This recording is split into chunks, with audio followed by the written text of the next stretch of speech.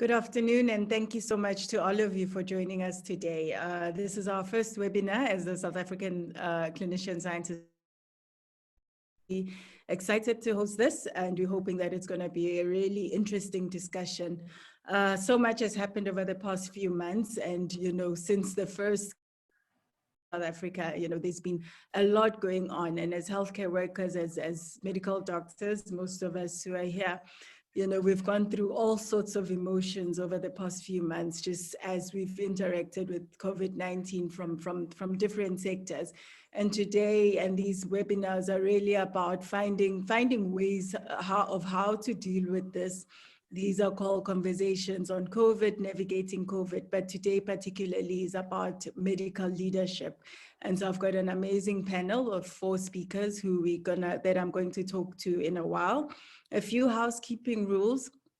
Please, can you all stay on mute and keep your videos off throughout until we get to the Q&A session, or mostly throughout the session. We've got a chat function for you to post your questions, and please post your questions.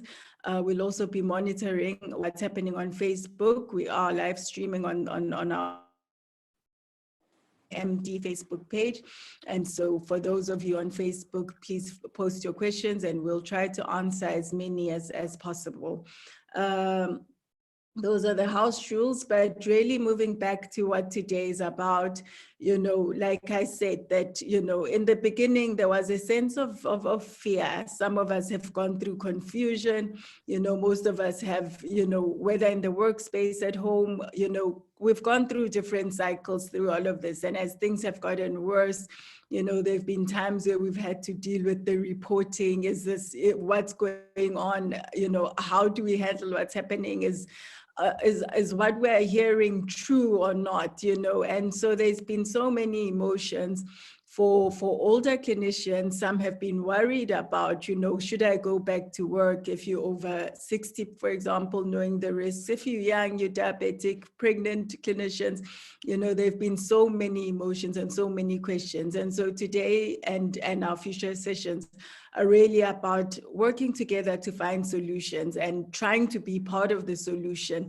Everyone plays an important role, from government to the senior healthcare workers. Everyone is playing a role, but COVID is affecting all of us. And so this is really about us navigating COVID-19 together and trying to find solutions that are applicable as the South African as the South African community, as the medical fraternity. So I'm going to introduce our four guests and how today is going to work. It's really going to be a set of questions.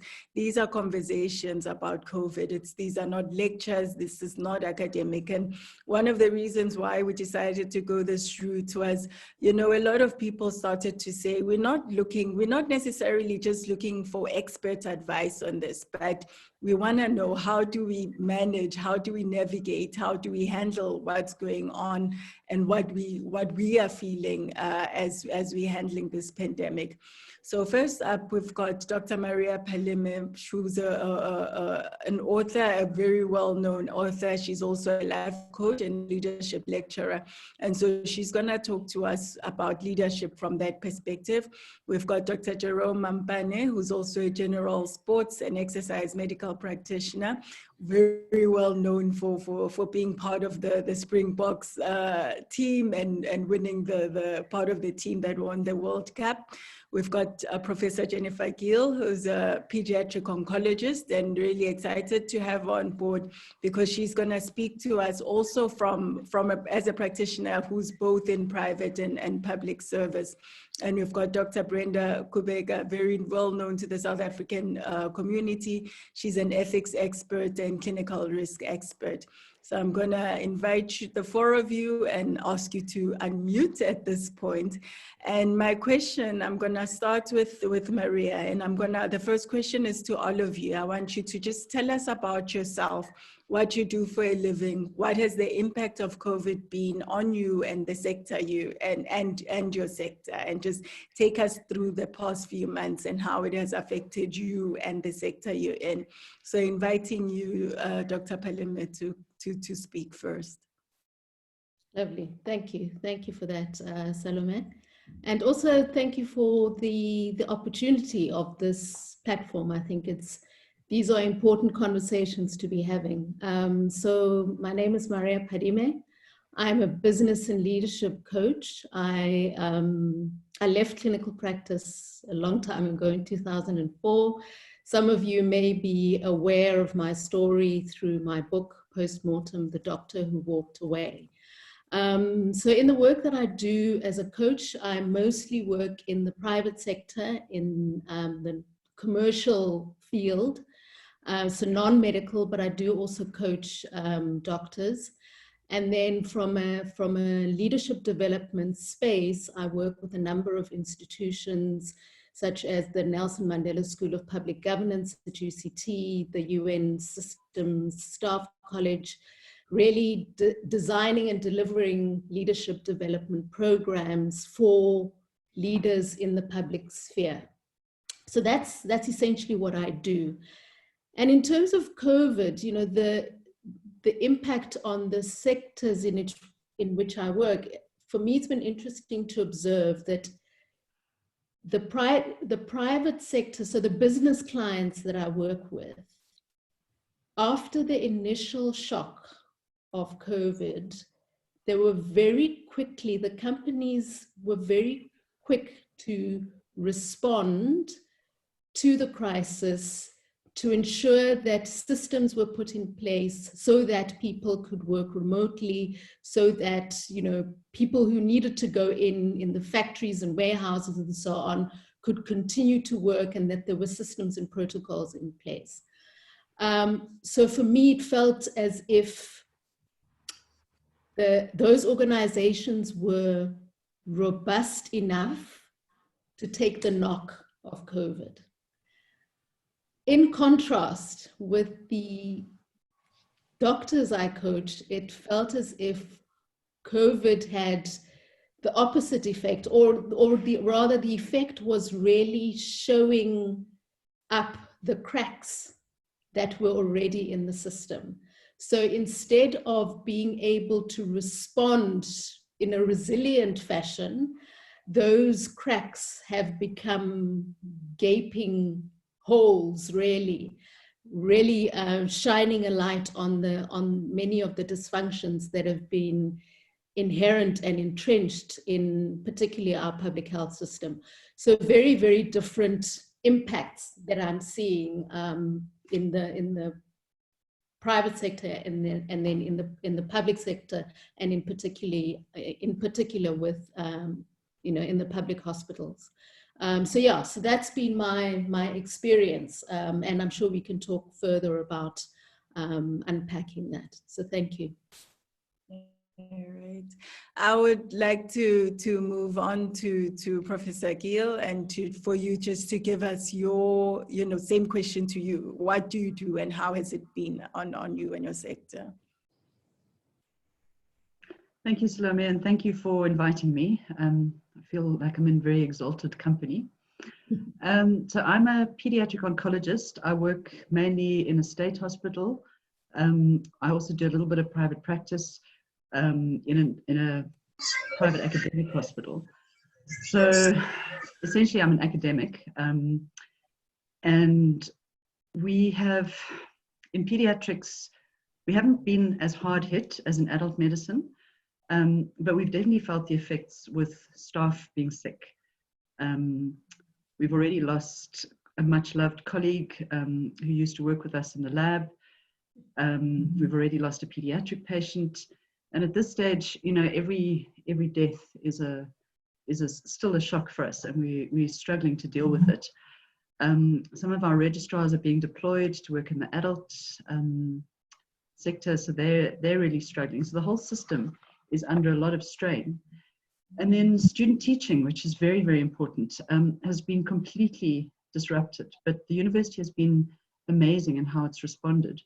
So I'm in this strange position of mentoring 2 student research groups completely online. So I'm very used to working in person in small tutorial situations, and that's the space where I thrive.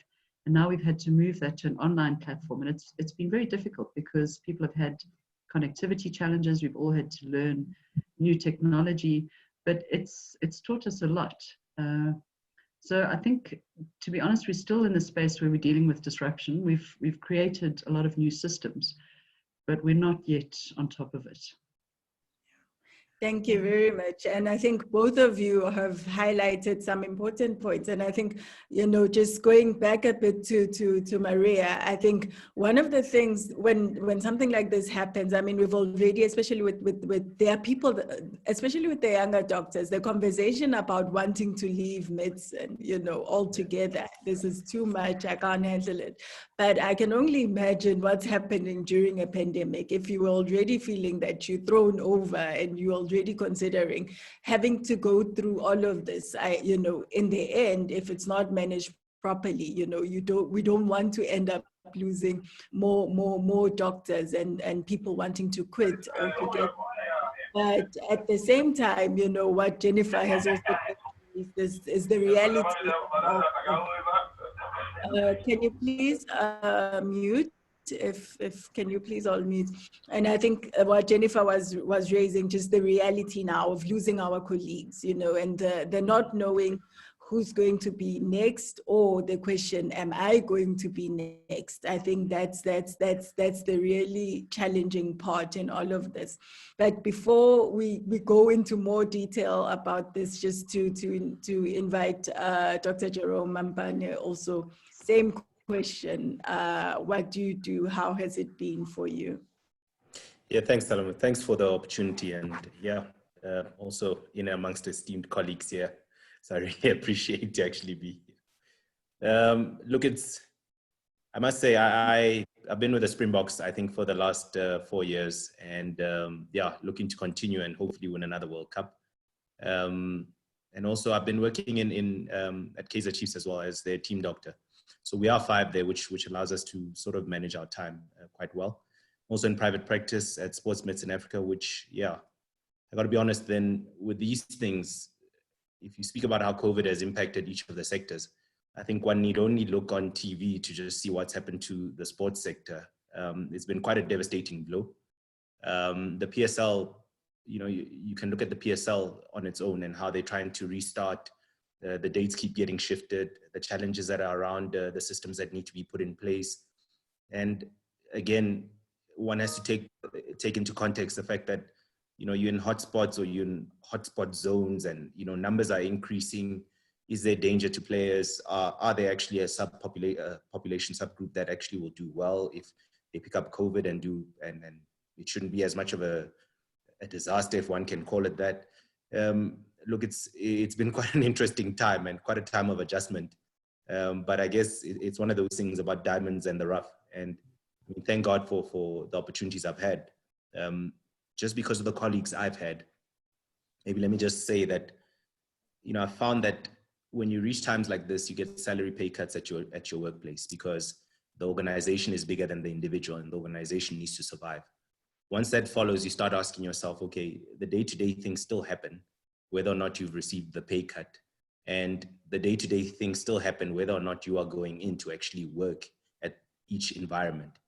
And that I think has been quite an adjustment to make, because it's meant that, you know, what I thought was a career path requires one to actually just diverge a little bit, try new things, see what else you can do to actually just sort of help you just make ends meet as a doctor out there, or even as a husband out there.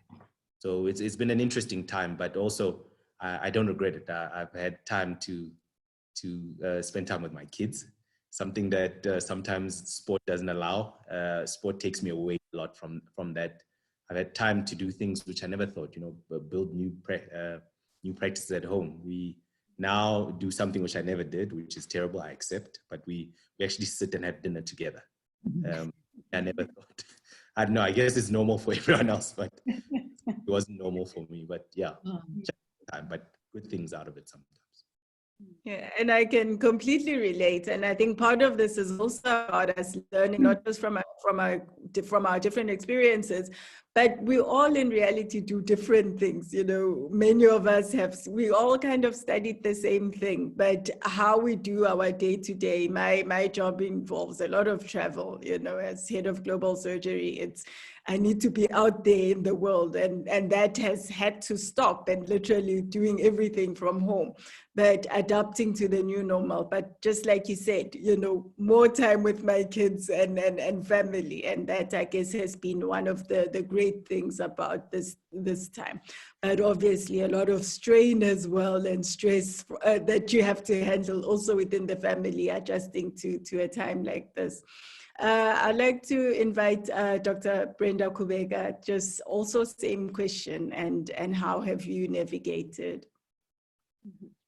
Okay, I am an ethics and a clinical risk lead, and I'm also a business owner that employs frontline workers. So my experience is both in, in clinical services and also as a business owner. So on the side of the business owner, as a business owner, it's been a challenging time, during lockdown and utilization of the ED reducing. So the issue of cutting doctors' hours, I've never thought in my life that we'll have to reduce doctors' hours and impact negatively on people's salaries. So for me personally, there has been a challenge, and trying to make sure that we also preserve jobs and we don't let go of anyone. Thank goodness for now, we've managed to keep, all the doctors and the supporting staff, but we're not ready for it, honestly. So it hit us very hard, but I think it has also provided a platform to learn to do things differently and also to be more resilient. And I think the second time around will be much better in responding to it. So obviously I find myself working more virtually, and it's good spending time at home, but I find that my working hours are longer because I work in clinical risk, so it's a very disruptive space currently. So there's lots of support required, especially with regards to ethics dilemmas. And we're saying with COVID, we're learning as we go.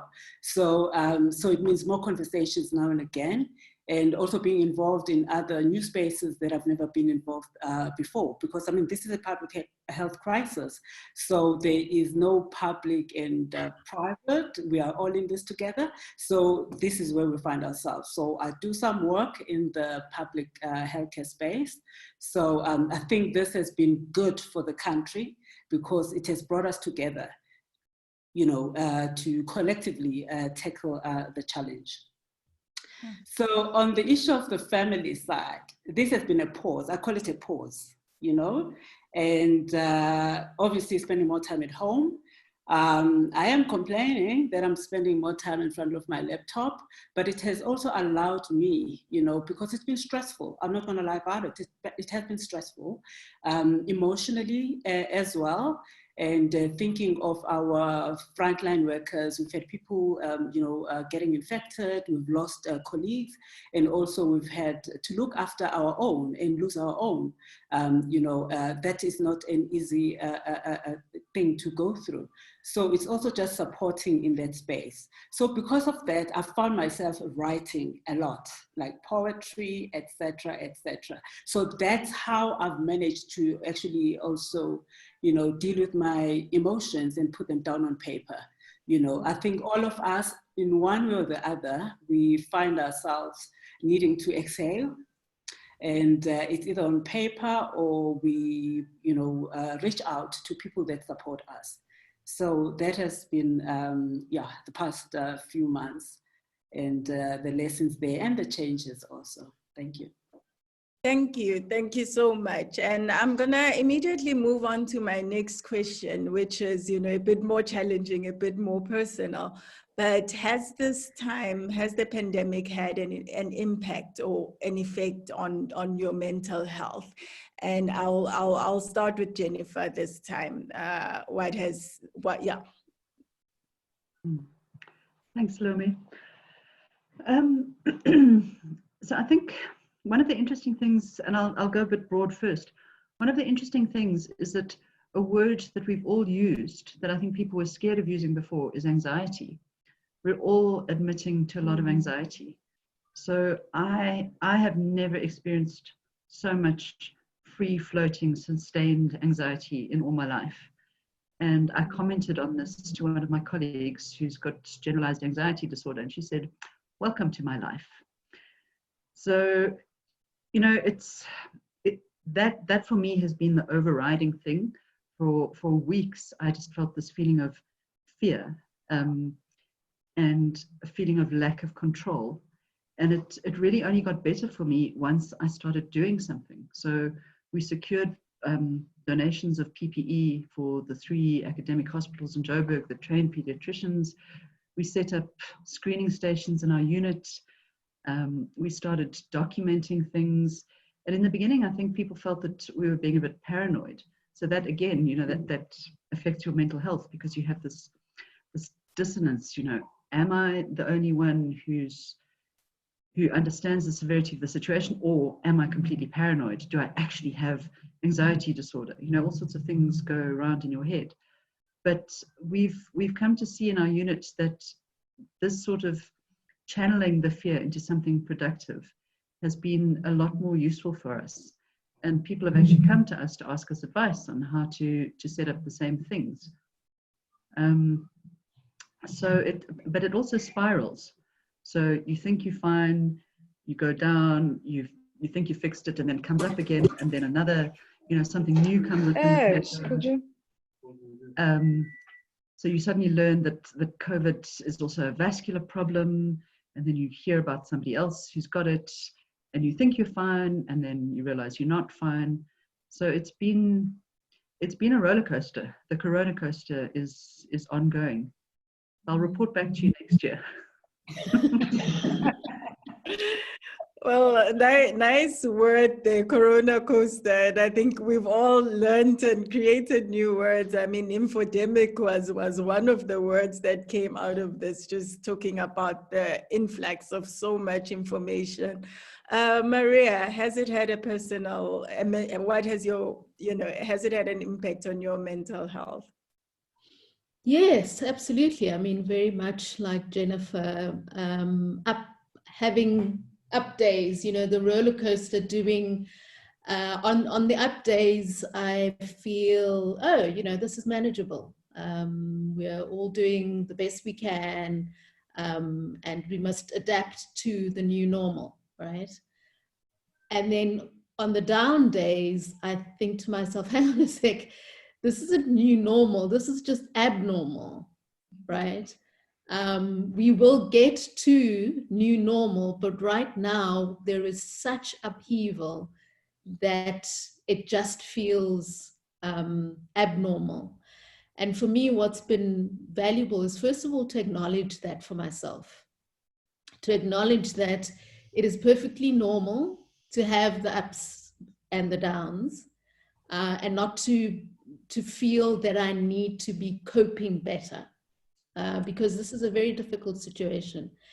And then secondly, what's been helpful is to have personal practices that enable me to come back to now, right? So I'm a mindfulness practitioner as well. So to what the mind sometimes does, particularly on the down days, is what's going to happen in the future? When is this going to end? Or is next year going to be like this as well? So, you know, the mind starts racing, and it's very valuable through mindfulness work to come back and say, okay, what's happening right now? What's within my sphere of control right now that can help to ground me so that I can get through what I need to get through. So I found that personal practice very valuable in terms of bringing me back when I find myself kind of being lost in the numbers and the stats and the scariness of the reality of what's going on right now. And I think what's also special about the role that you play, Maria, I mean, we are all carers and we are all looking after people. you know, by the nature of our job, but you particularly care after the carers, you know, and you know, in a special capacity, because, you know, the coaching, the leadership, it's caring after the carers in a special capacity, but also seeing the kind of strain that it puts on you as well. And I think many of us can relate to that, you know, no one has it all under control in this time, but there are ways to, you know, recollect and put it all together just to get through the next day, the next few weeks. Brenda, I'll move on to you, and what has your mental health been during this time? Yeah, I think just like everyone, there's ups and downs, but for me, there's been more ups because also the challenges, I've looked at them as opportunities, you know, whether it's something that one can advocate for, you know, something that one can learn or write about. But it hasn't been easy. For example, my parents are elderly. My dad is sick. And because of where we work, I also see myself as a biological hazard, or possible biological hazard. So it means if driving from here to KZN, I can only spend a night, because I know that if I spend more time, I'll take off my mask and all those other things. So that also has taken a toll on me, not just me, also and the family. And then the other thing is we've always worried about patients. You know, I'm in the patient safety space. But this time around, it's not about the patients only, it's about the patients and carers and also the managers. You know, for the first time, this has elevated, you know, the wellness of healthcare workers.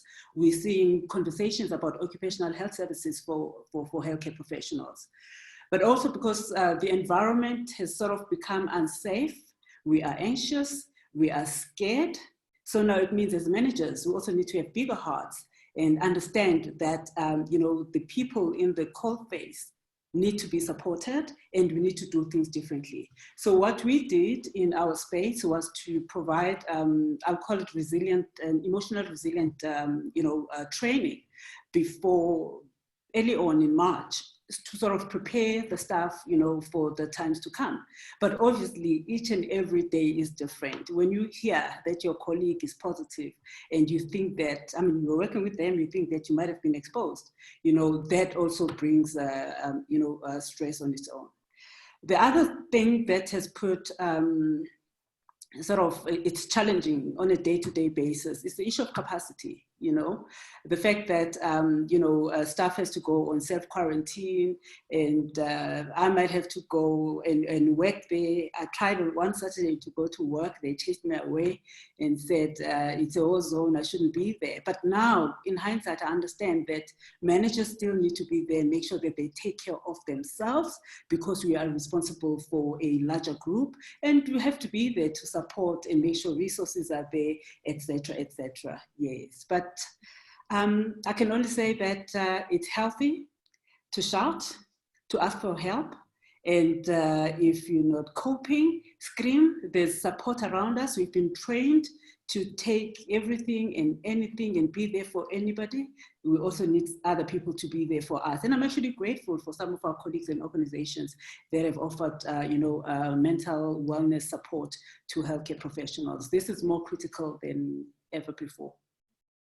And I really like what you're saying, because we've been taught to put up a brave face, and, you know, I think that's what we need to hear, that, you know, it's not a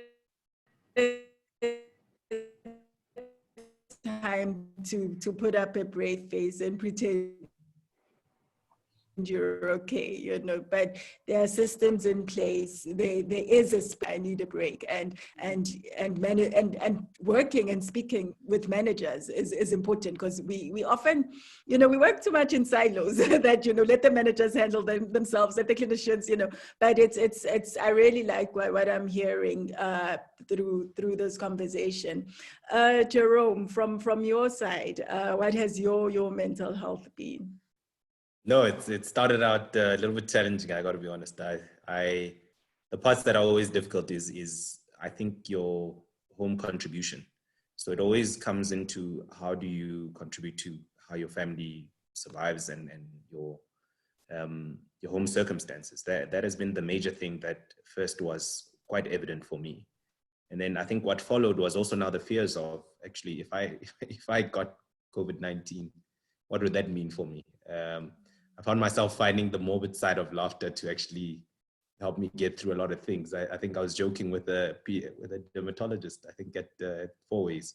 I was saying it's great, we might all die, you know, so who knows, maybe the next generation will live. And I feel like I just needed the humor to get me through these things.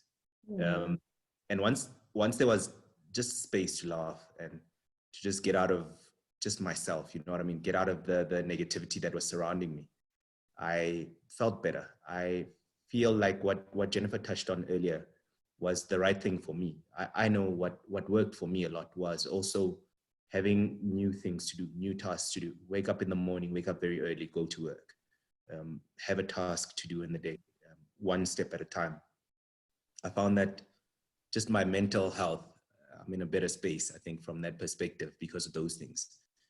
Before, if I sat around the couch, and I also observed the very famous, the professors that you find on YouTube and Facebook and on Instagram. Once those professors start speaking, I think you just lose your mind because the information they give, either you want to refute it, or some of it, you know, it looks like it might have shards of truth, and you want to look it up and actually check, is this thing possible? And then the other questions become, look, how do I protect my family from this kind of thing?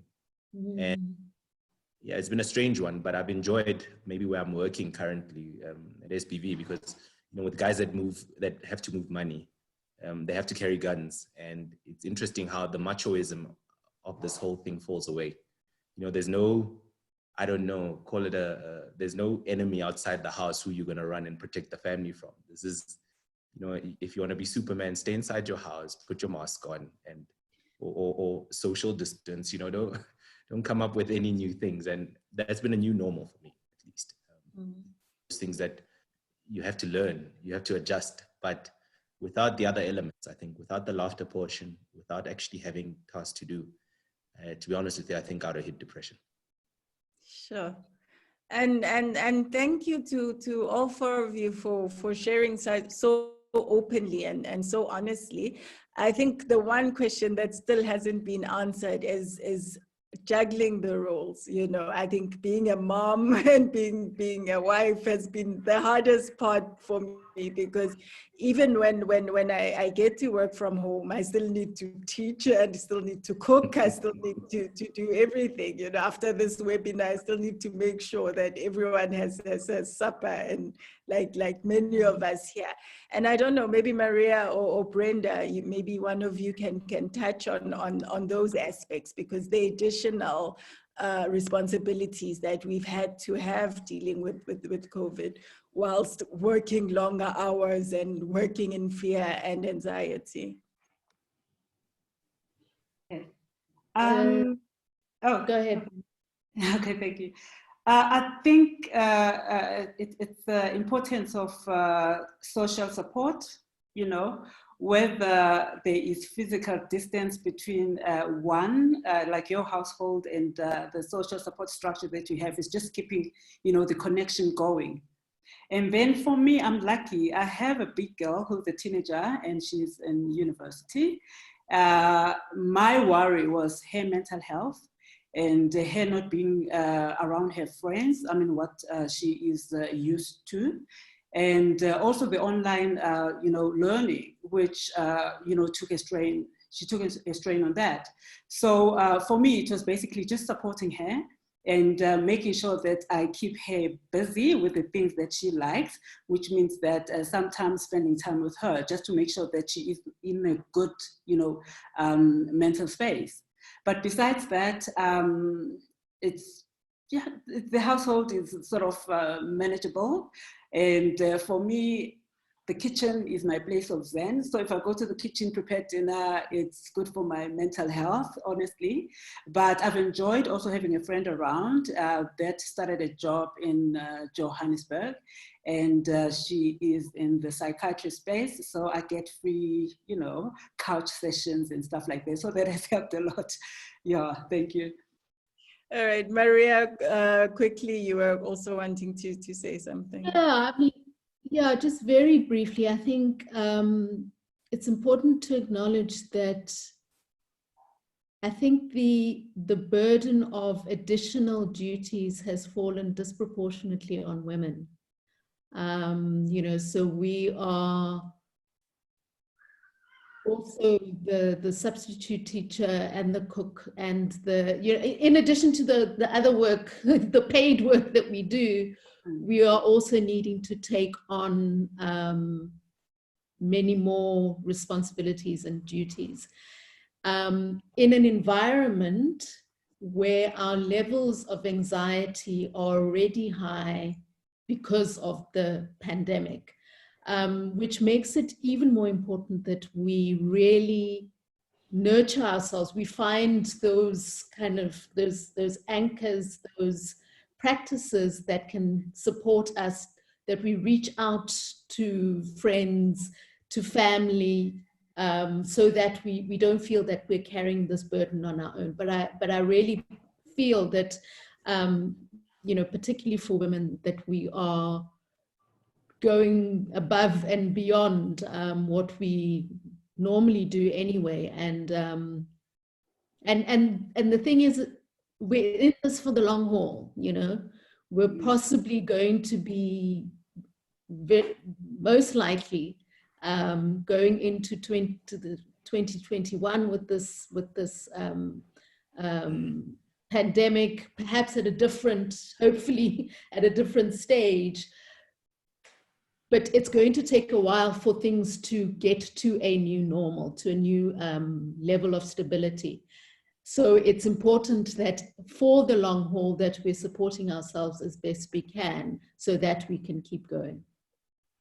Thanks, Maria. And I'm going to ask one more question before we go to the questions from the audience. So much has happened apart from COVID in this time. We've had the Black Lives Matter, we've had a lot going on, so many things, issues around equity, issues with the vaccine initially, Africa versus, all of that. Just to Jerome and Jennifer, any comments on everything else that has been going wrong in the world at this time, and your thoughts and how you've interpreted things and how you navigate around these issues. I'll go to you, Jennifer, first. Thanks, Salome. Yeah, it's interesting that you put it as all the things that are going wrong in the world. So, we've had a complete disruption to our usual way of doing things, which is thrown so much up in the air. And it's also, we've been caught up in the murder of George Floyd in America and the uncovering of many other similar murders. And then the same kind of thing happening in our country, which has brought to the surface a lot of the racial tensions that we have been ignoring. So, obviously I can only speak from a white perspective, but I live in a world of mainly Black people, and I'm kind of tapped into different people's experiences and emotions. So I've been reading and thinking a lot, and obviously everything is related. So the Black Lives Matter movement is relevant now in the pandemic because Black people, poor people, people of specific social classes are disproportionately affected by this pandemic. And it's something that we do have to confront, and it's very difficult and it's very painful. And those of us who live in our own little bubble may think everybody thinks like us, and then we discover that some people don't, and we come up against these very strong opinions that are different to our own. So we've been grappling with this in many of the different communities that I engage with, how to express solidarity, how to actually look at whether we are eradicating racism in a healthy way, and also dealing with people in our own close circles who are very, very threatened by this kind of thing. So it's really been a cerebral explosion for me, and I think for many other people. Thanks so much, Jennifer, and just Jerome, if your perspective. Yeah, look, I think fantastic question. Interesting to, you know, I've had unique experiences or strange experiences going into even a Springbok environment. You know, you get there first, you don't tell everyone the truth that you're a huge fan of the guys that you're actually being doctored to, and then suddenly now you're confronted with these things. And then, but what's scary is when you're in those environments, you end up seeing the fallibility of the people that are in front of you. And they open themselves to, or you open yourself to such massive disappointment in the heroes that you so put on pedestals. And I think if I look at things like around the Black Lives Matter movement, it was interesting, you know, that when you see some of the comments, I found Lungi Ngidi's case quite interesting. I was a fan of people like Brian McMillan. And, you know, it was almost like a reminder again of when I started at the Springboks, and you get disappointed in your heroes again. And just their perspective shows you just how out of touch they can be with the things that are around them. And the difficulty I found with it is it's almost like there's always the impression that, you know, if something's pro-Black, it's anti-white. And I don't know why that thing holds so strongly. And I mean, it was a difficult thing to understand that you could find, you know, sporting heroes, people that we actually put on pedestals that we think, you know, these guys ought to be globalized. They ought to know better. Completely missing the point. And you know, it's not just that alone. I think if I look at, you know, just to touch on another issue, it was the gender-based violence issue.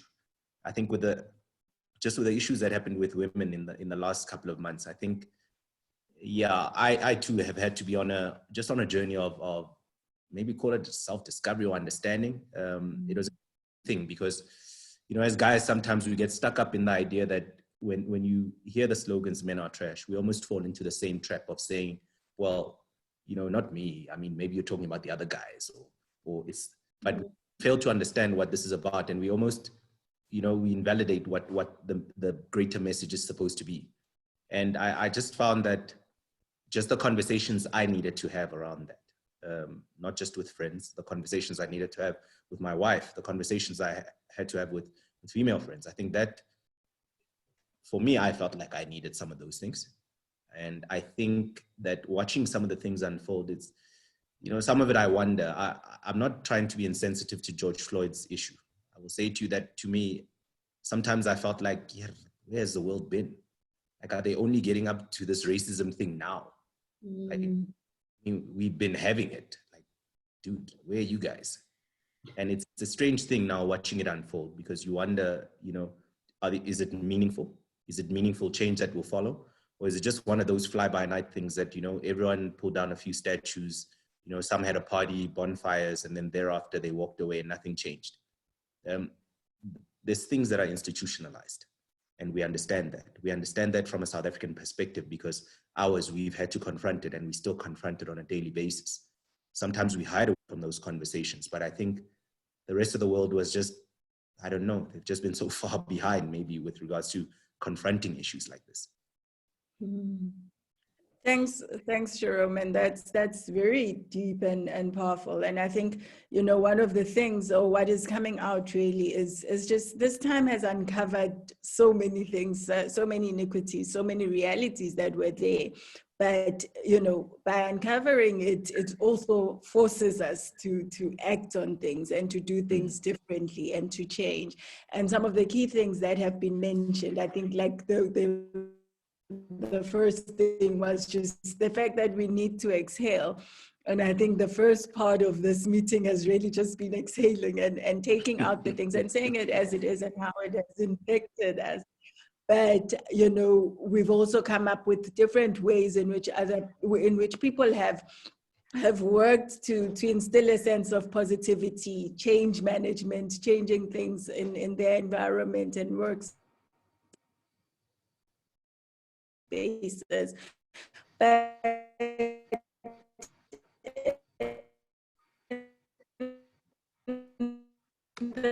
the last few minutes, and trying to find solutions together and trying to instill some hope as well. So I want to do something different. There are very few questions that have been posed to us, and I'm going to ask the people who have written the questions, some of them to actually to unmute their mics and say what they want to say or ask. Philippa, you had written 2 questions, and I'll just, if you're still on, I'd like to give you the opportunity to ask the questions yourself. Okay, hi. Let me just get a, okay. I'm a pediatric anesthetist and I work in private practice in Johannesburg. So, but I maintain links through the Pediatric Anesthesia Association to the public sector and to our society in general.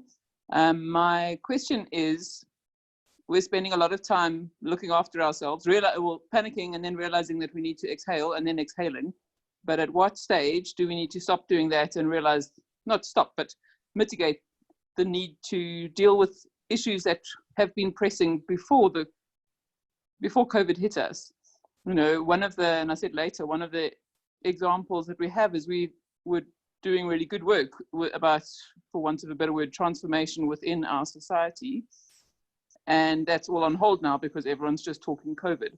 Yet, as has been discussed, COVID has brought the desperate urgency of that sort of thing to the fore as really important. So at what point do we learn how to exhale and still move on with stuff without seeming hugely insensitive or actually just a waste of energy because nobody can put that, can give energy to that? That was my first question. My second question was, at what do the people on the panel think about using this strange and anxious energy that we're all loaded with to push new innovations? Or is that just really overstepping things? Like, we are having to do amazing things with staff members in different capacities because we don't have anybody else on the floor. At what point do we try even more crazy things that might be useful in the long run? Public-private partnerships, different ways of teaching, that kind of stuff, bringing in private people to mentor or whatever, I don't know. But those are my questions. Thanks, Philippa. And as from the panelists, I'll give only one of you an opportunity to respond to that. Any of you can go. Perhaps I'll give it a bash. I mean, I think it is difficult to think creatively and innovatively when you are in a state of crisis and panic, right? And I think it's important to acknowledge that for many of us, we are in that heightened state of anxiety, as we've spoken about. And as you said, Philippa, this is an opportunity as well to look at, you referred to Salome, to so much going wrong in our world.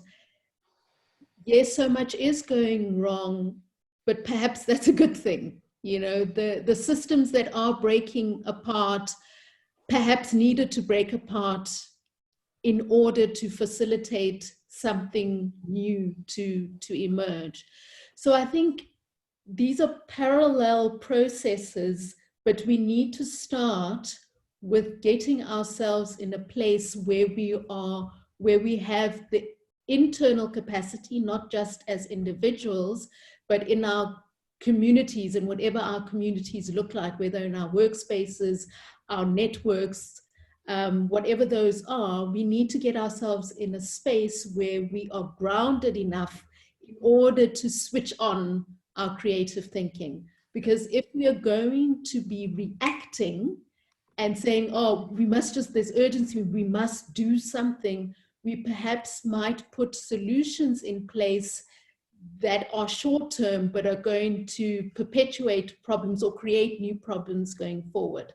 So I think what's most important is, how do we collect ourselves enough?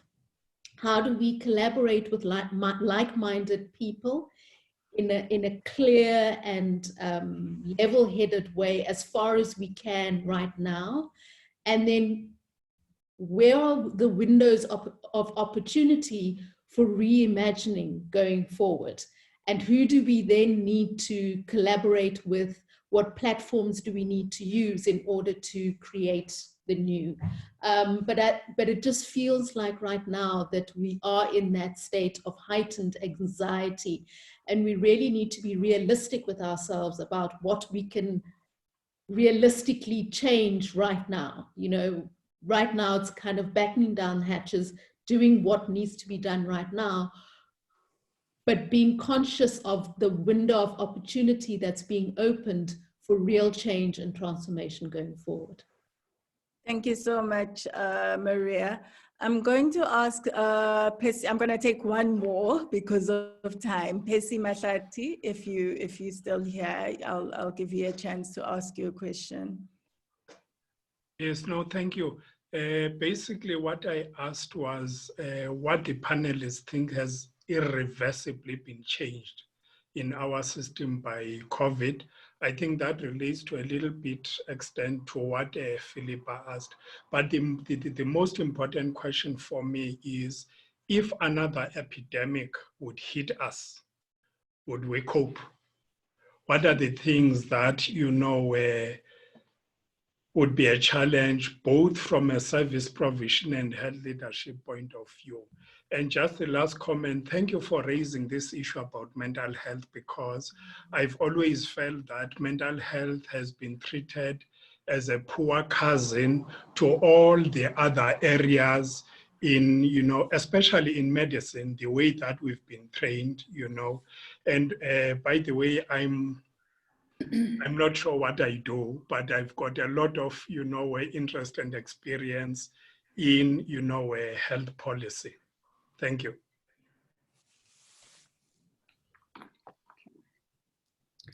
I'll a question. Yes. Okay. Yeah. Okay. Yeah. No, I think what Pesi and Philippa raised, I think for us, if you look at what is currently happening now, obviously there is a surge in service demand.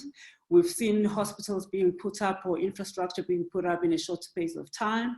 We've seen academia and the private sector stepping in, and PPE coming from the academic space for the first time in the country, and a whole lot of other initiatives that have come up because of the pandemic at the present moment. For me, as a country, I think we also need to look at the capabilities that we've built and that we are building at this present moment, and how can we use those in the future, you know, to advance healthcare and also to take us to a better position as a country. We've seen now we work, normally in healthcare, we work in silos, you know, it's healthcare. We don't work with engineers, we don't work with, IT specialists in AI, but currently that is what is currently happening right now. So that also needs to go back to how we plan, and it should also influence, you know, the training programs and, in medical schools, and also interdisciplinary kind of training in centers of higher learning. When it comes to leadership, this has been a testing period for leaders. I don't wish to be any of our current politicians. It's a very challenging time. And taking it a level lower, I think it's also questioning us or pushing us to sort of look at what are the attributes and the qualities of the leaders that we need, in healthcare. Whether if we're happy with how things are, and if we're not happy with how things are, we need to ask ourselves a question. What can we do differently? and be, you know, deliberate about it, and so that we're able to address, you know, Percy's issue as in how we're going to respond to the pandemic if it happens in the future. For me, the most important thing is we are responding currently with those capabilities. What can we do at this present moment and in the future? And how can we utilize that to build, you know, leadership capability, and then to take that to the level of, you know, academia, training, and research as well, and research. Maybe just lastly, now wearing my ethics hat, sorry, Jerome. Maybe just lastly, it's the fact that COVID has elevated a lot of social injustices in the country. I mean, I did not think that there were schools that didn't have water at this present stage and sanitary facilities. And I mean, it has been a blessing. If I look at those things, I'm saying this has been a blessing so that we can make sure that, you know, children and individuals in the country are treated with dignity, you know, with dignity. So for me, it's been a blessing in so many ways, and disrupting certain spaces, it's painful. And I know, but I'm saying there's also opportunities that are rising from the current challenges. Thanks. Thank you so much, Brenda, for the excellent answer. Jerome, I'll give you 1 minute to also add to that. Yeah. Thanks. No, it's just, I think I just wanted to touch on just the question just around what has changed really, just from a sporting perspective. I think the one thing that's very positive from a sporting perspective, what I've seen is a lot of collaboration. So there's been good collaboration between cricket, between rugby, between soccer. So the kind of documents and the things that are being discussed are great. But I do have my doubts about what has changed when I look at some of the responses that happened with regards to our football. Still seems like the things that we are hoping we would actually achieve as a PSL panel of doctors, you know, starting to point out that the fact that, you know, these are high performance environments, you end up needing a doctor per team to actually look after players, instead of having this situation where you find pseudo doctors, and not necessarily physiotherapists, but massage therapists or bone therapists. And I'm sorry if anyone's a bone therapist out there, but those kind of things have to be adjusted. And the real pity for me is that, you know, COVID has shaken the tree quite a bit. To some point, I've enjoyed the fact that there's an element of disruption to show just how broken our system is in football. But these issues and how they're being addressed, for me, is still problematic. Thank you so much, Jerome, for that. And I mean, I wish we had more time. I wish we had another hour, but you know, this is the beginning of starting new conversations, and this is something that we want to continue with. And I've really appreciated, you know, the speakers. I've really appreciated I want to thank all of you, so many people for joining us and being part of this conversation, and just. I mean, as we get to the end, I think for me, the things that have stood out is that this is a window of opportunity for us to do things differently. It's unmasked the real challenges that we have, and for us to find ways of restoring dignity, not only in the healthcare sector, but, you know, looking at things like infrastructure, people who are homeless, all of those things that it impacts their health outcomes at the end of the day. And it's a time for us to regroup and look for solutions. So it's an window of opportunity to solve problems that have been there. But I think most importantly, it's also a time for new leaders to arise and to be born. And we can't look at simply the leaders, only at the leaders that we have, but many of us will have to raise up our hands in our different areas and sectors and lead things that we've never led before, you know, and this is the time. Just in the last 5 minutes, just to ask each panelist to give a closing statement, 1 minute each. I'll start with you, Maria. What do you want? What's your take-home message? What do you want from this session? Yeah, I mean, it's been fantastic. Thank you again for the opportunity. And I think for me, as as tough as this time is for all of us, it really is a call to all of us to think about what world do we want to see post-COVID, and who do we need to collaborate with in order to create that world. And when we can start thinking in that way, I think we will look back 10 years from now and say, thank God for COVID, you know? So yeah, I think as disruptive as this has been, it really is an opportunity to reimagine and transform our world. So thank you. Thank you very much. Brenda? Thank you. For me, I think the most important thing is what are we going to take out of the current experiences, and what are we going to do with the challenges that we see, especially when it comes to vulnerable populations, and just understanding that I think all of us in here, we are middle class, and we are responsible, and I think we have an ethical obligation to fight not just for us, but for the people that don't have voices, and for the vulnerable people in our societies, because yes, we are in this together. And this time around, I mean, we're facing a pandemic that has no social class, it knows no skin color, and it knows no pocket and stuff like that. So I just want to say we're in this together, and I'm saying the mask, we should put it on to protect all of us, and the mask we should also put on to protect the economy, because if more people get sick, productivity also goes down. Thank you. Thanks, Brenda. Jennifer? Thanks, Salome. I think one of the biggest lessons I've learned from this is, firstly, how flexible our healthcare system actually is. We've been able to mobilize in the most incredible way. We've moved staff across the usual disciplines, and they've coped. They're not enjoying it, but they're coping.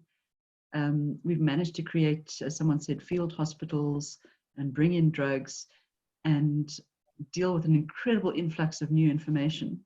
But the other thing is that we as a nation don't really do enough scenario planning, enough simulations. And I think we kind of think of that as something that people with more time and money should do.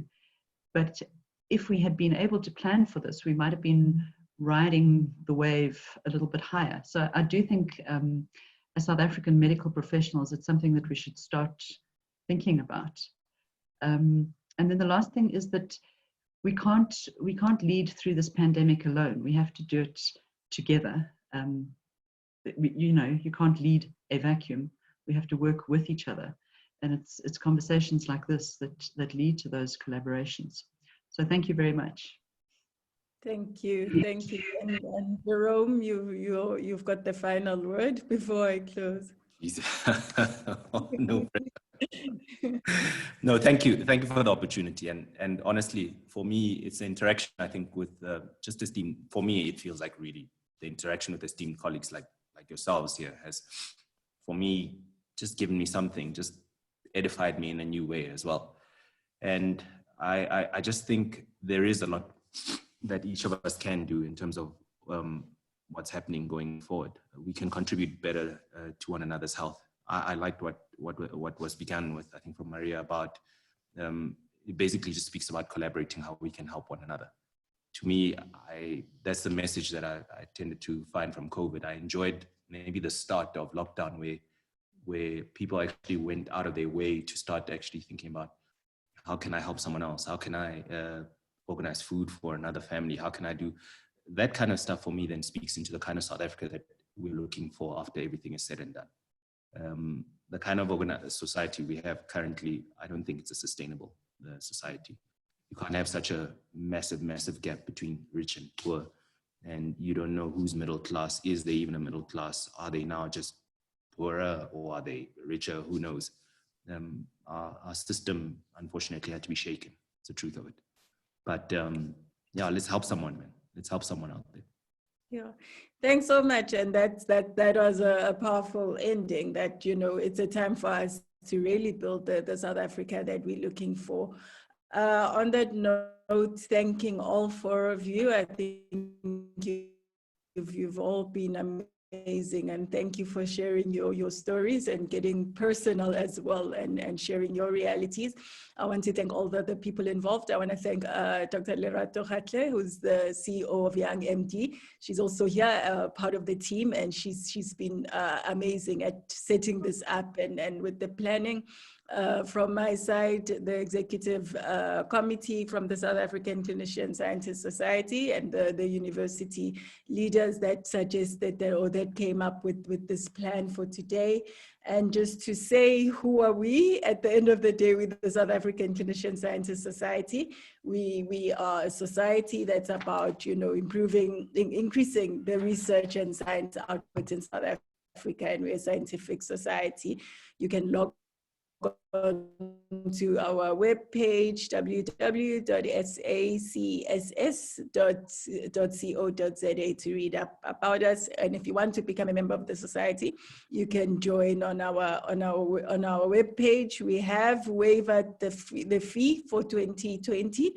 So best time to join if you want to become a member of our society. Thank you all, and we will be advertising for more sessions like this for the future, and looking forward to engaging with more of you. So this brings us to the end, and I would like to wish you all a good evening, and to request the team, the organizing team and the panelists to stay on and not log off immediately.